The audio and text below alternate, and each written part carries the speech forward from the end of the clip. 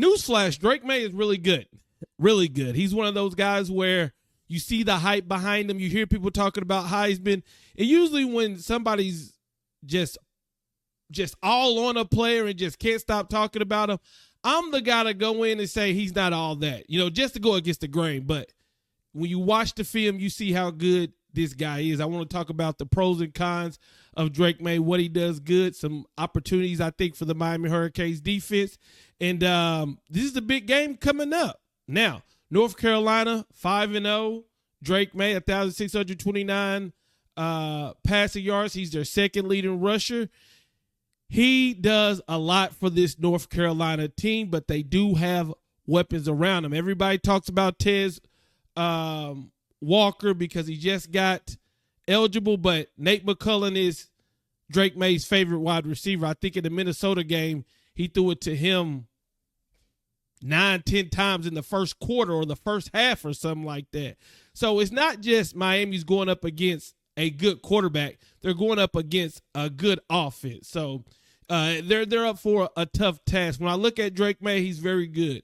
This kid can make every throw.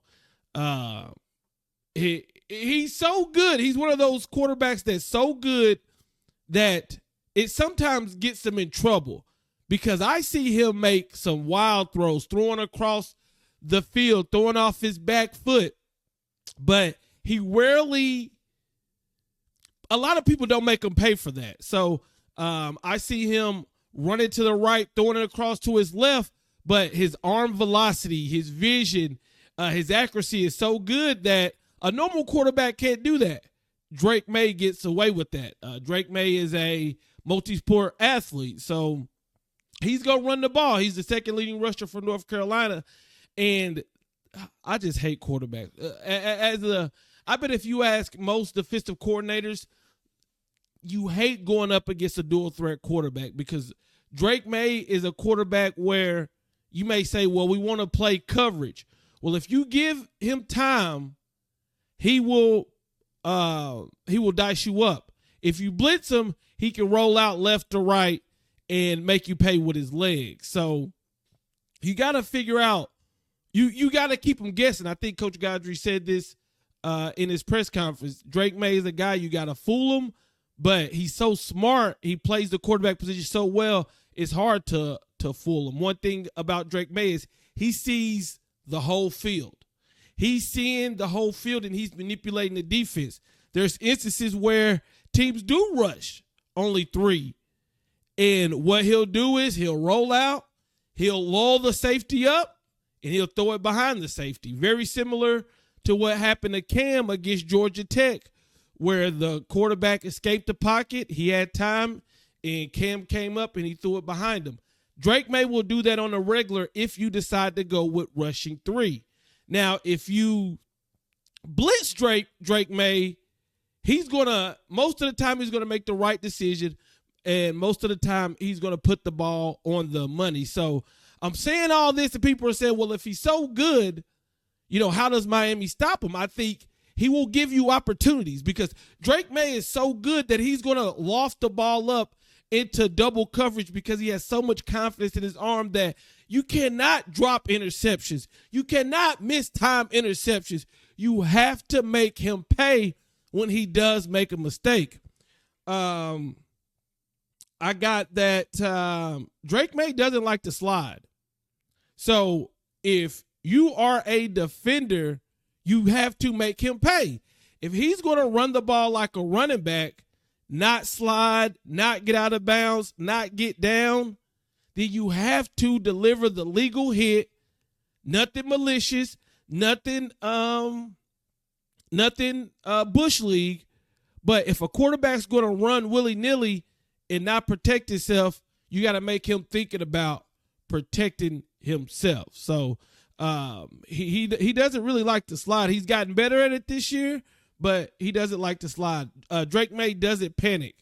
And what I mean by that, there are quarterbacks that I watch that no matter if you rush 5 or 6 guys or if you rush 3 guys, for some reason they have that quarterback clock to say, well, if you rush 3 and even if I got a clean pocket, I'm still going to throw the ball.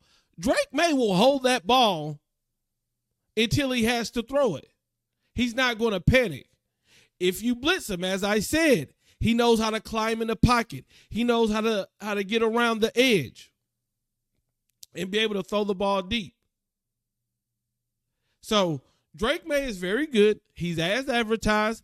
There's no hate towards his way. I think Miami's best way of defeating North Carolina and beating Drake Maye is, one, do what Miami does good, and that is run the ball. You know, if you look at what we've done the first half of this season, pounding the rock and running the ball with the new rules keeps Drake Maye off the field.